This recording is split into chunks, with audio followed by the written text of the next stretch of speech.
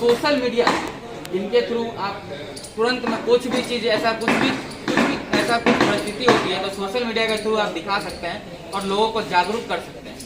तो हम भैया से पूछेंगे तो भैया ये जो व्हाट्सएप वाला जो आप बता रहे थे तो हाँ वो क्या है? ये क्या है ना कि हम लोग अभी जो है मिस कॉल अलर्ट जारी करके पप्पू माननीय हमारे जो पूर्व सांसद हैं और हैशटैग ट्रेंड किया मिस कॉल। हाँ मिस कॉल किए थे तो उसमें 50 लाख से ज़्यादा लोगों ने हमने अपना समर्थन दिया है। तो हमको एक वो मोटा मोटी आइडिया हो गया कि बिहार के हर घर का लोग, बिहारी नहीं पूरा हिंदुस्तान के लोग जो हैं पप्पू यादव के समर्थन में हैं, उनकी रिहाई के समर्थन में है और गवर्नमेंट के खिलाफ है। गवर्नमेंट ने जो ये इनकी गिरफ्तारी की है ये लोग समर्थन दे करके साबित कर दिए कि गवर्नमेंट ने गलत किया। और ये चीज़ें आप लोग हम लोग जो ये पूरा डेटाबेस इकट्ठा किए ये हम आप लोगों की नज़र में दे रहे हैं ताकि गवर्नमेंट को आप दिखाइए कि आपने कितना गलत किया। और आपने ये जात वाले नहीं बोल रहे हैं गलत, ये पूरा बिहार वाले बोल रहे हैं कि आपने गलत किया। एक मसीहा, एक गरीब का मसीहा, 3-4 पॉइंट पर हम बात करेंगे। एक गरीब का मसीहा जो सरकारी ब्यूरोक्रेसी का जो गंदा स्थिति है, मान लिया हॉस्पिटल में कोई मंत्री काम नहीं करते, कोई विधायक काम नहीं करते, कोई मुख्यमंत्री काम नहीं करते, लेकिन उसके निर्देशानुसार उनके कर्मचारी, उनके ब्यूरोक्रेट्स काम करते हैं। तो वो वहाँ की स्थिति अच्छी नहीं है, मतलब व्यवस्थाएं अच्छी नहीं है, जिसके कारण हजारों लाश मर गंगा जी में गए ना जलाया गया, आप देख लीजिए जवान बच्चे बूढ़े सब लोग मर गए। तो इसके रिस्पॉन्सिबल कौन है? अगर इस चीज़ को हम खोलते हैं, पर्दा उठाते हैं तो गवर्नमेंट को इस पे काम करने चाहिए। कुछ दिन पहले सोशल मीडिया पे तो ये भी आया था कि गंगा जी में लाश जो है कि छलाया जा रहा है। हाँ आया था, वो सही है। रातों रात मजिस्ट्रेट को गठन करके कोई खान करके गटर से खनवा, तो यहाँ सरकार बोल रही थी कि यहाँ की है ही नहीं, वो यूपी से आ रही है। अच्छा मैं बता रहा हूँ, इसी सरकार को, वही बक्सर का बात है, आपने देखा प्रेस में है, तो उन कमिश्नर बोला था कि भाई कितना 1 या 2 लाख से इस तरह से 100 लाख से कुछ था, लेकिन उसके ये मुख्य प्रधान सचिव बोले थे, लेकिन उसके कमिश्नर बोले थे 786 लाख पर डे जला था ना। अब ये बताइए उन्हीं का सरकार का है, ईडी सीडी वीडी जितने भी हैं कमिश्नर सब तो उन्हीं का है, उन्हीं का प्रधान सचिव है। प्रधान सचिव झूठ बोल रहे हैं या कमिश्नर झूठ बोल रहे हैं या जनता को अबर बुला रहे हैं या मुख्यमंत्री झूठ बोल रहे हैं। मैं एक बात और बता रहा हूँ, ये जो एम्बुलेंस को लेकर के अगर एम्बुलेंस का पर्दाफाश किया गया तो सरकार को वैसे जनप्रतिनिधि पे सबसे पहले कार्रवाई करना। सवाल मेरा ये था भैया आपसे कि ये जो एम्बुलेंस का जो उजागर किया है, यदि वो उजागर नहीं करते तो ये काम नहीं होता सरकार के तरफ से, या फिर सरकार की पहले से प्लानिंग थी कि ये कुछ गलती करें, ऐसा कुछ गलत तो हम इस तरह से काम करेंगे। क्या ये ऐसा हो सकता है कुछ प्लानिंग पहले से ही कि क्योंकि देखिए जब बरसात हुआ था, कमर भर पानी जब आया था तो सुशील कुमार मोदी की भी मदद किए थे पप्पू यादव जी, आप जानते हैं। तो एक तरफ से देखा जाए तो उन्होंने बहुत अच्छा काम किया था। तो क्या सरकार को प्लानिंग पहले से था कि इनको कोई एक वजह ढूंढना है और इनको फिर ये काम करना है? देखिए सरकार या तो फिर ये एम्बुलेंस एक बहाना मिल गया। देखिए सरकार जो है मिर्ची लग रही थी, जैसे पप्पू यादव जनता के हित में, लोगों के हित में अस्पतालों में जा रहे थे, अस्पतालों की कुव्यवस्था को उजागर कर रहे थे, लोग वहां ऑक्सीजन के बिना मर रहे थे, लोग वहां दवा के बिना मर रहे थे, वो लोग वहां बेड के बिना मर रहे थे। एक एम्बुलेंस जो है 1 किलोमीटर का 12,000 ले रहा था।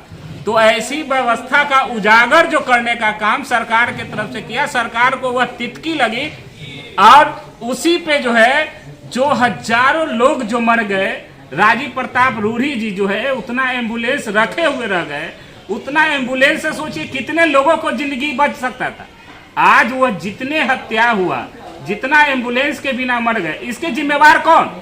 मैं बिहार सरकार के माननीय मुख्यमंत्री जी से भी पूछना चाहता हूँ, जितने लोग बिहार में ऑक्सीजन के बिना मर गए, दवा के बिना मर गए, एम्बुलेंस के बिना मर गए, उसकी जिम्मेवारी क्या नीतीश कुमार जी अब लेंगे? तो ये सारी चीज को पब्लिक के बीच में लाने का काम हमारे माननीय नेता कर रहे हैं। इसका परिणाम ही था कि उन्हें एक साजिश के तहत, बिल्कुल यही मैं कहना उन्हें अंदर किया गया। पहले से प्लानिंग था, साजिश के तहत अंदर किया गया। बिल्कुल।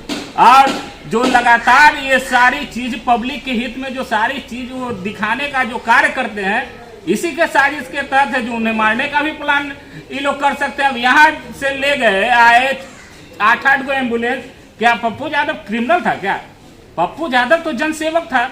गरीब गुरबों जुल्मों जिससे जो सितम को लिए हुए थे उनका आवाज बनकर उभरने का काम कर रहे थे, उनको मदद पहुंचाने का काम कर रहे थे, तो 8-8 जिप्सी लेकर के उन्हें अरेस्टिंग करने का क्या औचित्य है?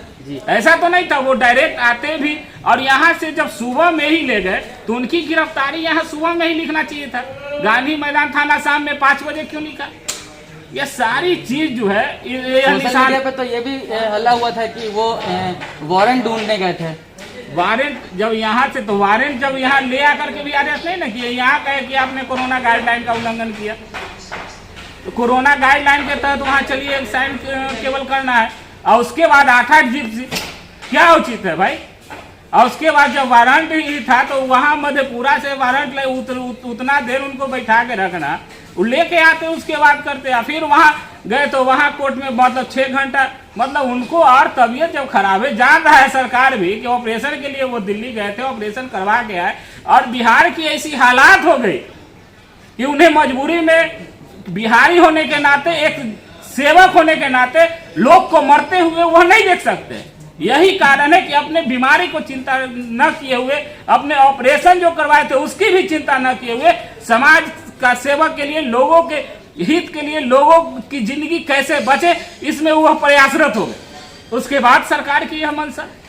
बिल्कुल। और एक बात और हम भैया से भी पूछेंगे, फिर हम भानु भैया पे आएंगे कि भैया ये जो मिस्ड कॉल का जो हैशटैग चल रहा है, इससे पहले रिलीज पप्पू यादव का हैशटैग चला था, अब इसके बाद का प्लानिंग क्या है? पूरा हिंदुस्तान के लिए एक ही मिस्ड कॉल अलर्ट मैंने जारी किया था। हम लोग मोटा मोटी आइडिया लगा रहे थे कि आगे इसका परिणाम क्या होता है। परिणाम हम लोग के सामने नज़र आ गया कि हर घर का लोग पप्पू यादव के साथ है। अब हम लोग क्या करना है कि अगर ये बिहार सरकार नहीं छोड़ती है, इनको गिरफ्तार में ये रिहा नहीं करती है, तो हम लोग विधानसभा वाइज जाएंगे, मिस कॉल अलर्ट लगाएंगे और विधानसभा वाइज, हर पंचायत वाइज लोगों का समर्थन लेकर के हर गांव में जन चौपाल लगाएंगे और इसके बाद देख नई क्रांति को जन्म देंगे। हम लोग जन अधिकार वाले हैं। क्रांति हमारा धर्म रहा है और जनता की सेवा ही हमारा धर्म रहा है। तो देखिए, उन्होंने रूढ़ी ने एक दिन 15 दिन बाद, रूढ़ी ने हमारे नेताजी की गिरफ्तारी के बाद 15 दिन बाद जो है रूढ़ी ने प्रेस कॉन्फ्रेंस किया था। प्रेस कॉन्फ्रेंस में उन्होंने एक बहुत ही अमर्यादित भाषा का प्रयोग किया था, जो बोले थे कि वो गुंडा अपराधी अगर मंदिर में बैठ जाए तो वो संत नहीं हो सकते।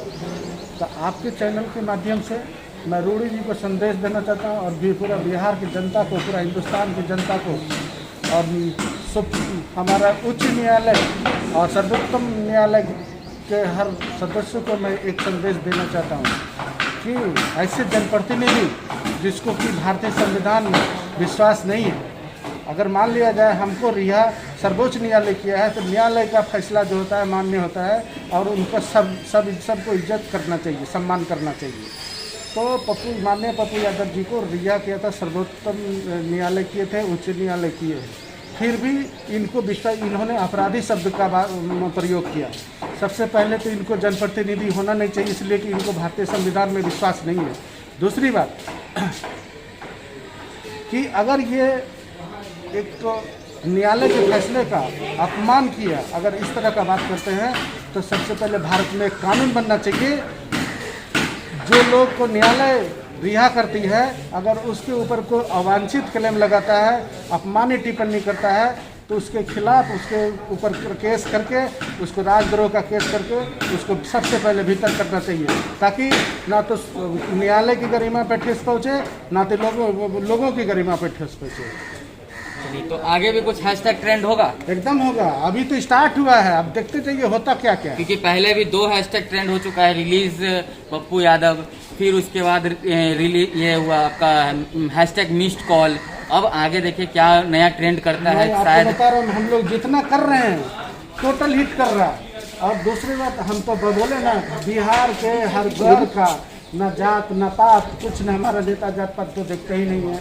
बिहार का गरीब गुरबा क्या बोलते हैं और प्रगतिशील वर्ग जितने भी लोग हैं सारे वर्ग के लोग हमारे नेताजी के साथ एक पैर पे खड़ा है, उनके रिहाई की मांग कर रहे हैं। आप किसी माता से बात करिए, किसी बहन से बात करिए, एक ही चीज़ कहेंगे कि उनके साथ गलत हुआ। गलत हुआ कहने का क्या मतलब है कि राज्य सरकार ने इनको गलत तरीके से गिरफ्तारी किया, क्योंकि राज्य सरकार को इन्होंने आईना देखा नहीं काम किया। राज्य सरकार को उसके ऊपर काम करना चाहिए था। अगर हॉस्पिटल में कमी था तो उसकी पूरी करनी चाहिए थी, ना कि पप्पू यादव की गिरफ्तारी करनी चाहिए। आगे ये क्या प्रक्रिया, कोर्ट में अपील यहाँ किया गया? मैं बता रहा हूँ, हर लोगों के दिमाग में विकास आ गया है। जो लोग विकास करेगा, जो लोग गरीब का सेवा करेगा, जो लोग गरीबों का सेवा करेगा, युवाओं के लिए सोचेगा, जो किसानों के लिए सोचेगा, वही नेता बनेगा। और मैं बता रहा हूँ आने वाला समय आपको तय करेगा। बिहार का लोग तय कर चुका है कि आने वाला समय में बिहार की नेतृत्व माननीय पप्पू यादव जी के हाथों में जाएगा और उन्नत बिहार बनेगा। अच्छा, आगे का क्या प्रक्रिया, रिहाई के लिए क्या प्रोसेस? प्रक्रिया तो अभी तो कोर्ट बंद है, प्रोसेस तो चलेगी। हम लोग तो लीगल करेंगे नहीं, लीगल तरीका जो हुआ हम लोग माननीय न्यायालय के थ्रू ही जाएंगे। न्यायालय पे विश्वास है, मिलेगा। लोग बता रहे हैं, आपके प्रेस मीडिया से खबर मिल रही है, और बाकी जो हम बता दिए नदारत स्थिति है हॉस्पिटल का। एक बार आया था, मैं बता रहा हूँ हॉस्पिटल का जो स्थिति है नदारत है, आप खुद समझ ले सकते हैं कि उनके साथ कितना अच्छा ट्रीटमेंट हो रहा होगा, कितना अच्छा तरीके से उनके साथ बिहेव हो रहा होगा। आपको मैं बता दूं, यहाँ से 9 घंटा बैठने के बाद जब उनको ले जाया गया तो ऐसे लग रहा था कि एक क्रिमिनल जो जा रहा है उसे भगा के ले जा रहा है। सुने ये भी थे कि उनको पहले से कुछ बीमारी था, गोल ब्लैडर वगैरह। ऑपरेशन हुआ था 1 महीना पहले ही हुआ था। ऑपरेशन छुपा हुआ बात थोड़ी था, आप लोग मीडिया में तो तभी मैं पूछ रहा हूँ। हाँ, तो वो हुआ था। अब आप ही का 1 महीना पहले ऑपरेशन हो जाएगा, किसी लोगों का हो जाएगा, इसके बाद इतनी झेलना पड़ जाएगा। इस तरह का ऑपरेशन होने के बाद भी उन्होंने अपना घर परिवार नहीं देखा और वहाँ से पटना आ गया। पटना से लगातार कोविड में फंस गए और लगातार हॉस्पिटल जाके शमशान जा कर के लोगों को मदद किए हर तरह से। हॉस्पिटल में हम लोग खाना लेके जाते हैं बांटने के लिए, सबसे पहले पूछते हैं अटेंडेंट मरीज का कि नेताजी का क्या हाल है, कब रिहाई हो रहा है। जैसा मतलब सोचिए कितना प्रेम था उनसे, क्यों प्रेम। नीतीश कुमार के बारे में कोई क्यों नहीं पूछता, और विपक्ष के लोगों के बारे में कोई क्यों नहीं पूछता, रूढ़ी जी के बारे में क्यों नहीं पूछता कोई। रूढ़ी जी को बोलता है कि 12 फीट खान के उसको गाड़ दीजिए। लोग बोलते हैं, आप जाके पूछिए, आप लोगों को सर्वे करना चाहिए अटेंडेंस हॉस्पिटल, आपको पता चलेगा कि बिहार की क्या स्थिति है।